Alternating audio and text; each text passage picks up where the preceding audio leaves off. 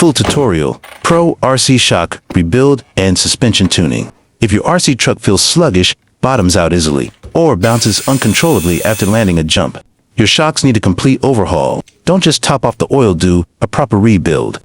This 80-second guide walks you through the essential process that guarantees peak performance and longevity for your suspension system. What you'll master: disassembly and inspection, seal replacement critical for stopping leaks. Viscosity selection, oil weight matters. The perfect bleed pro trick for consistent rebound. Tired of pogo stick suspension? Tap to watch the full process and get your truck handling like a professional racer. Let me know what's a CST oil weight you run in your favorite basher or Drift 7.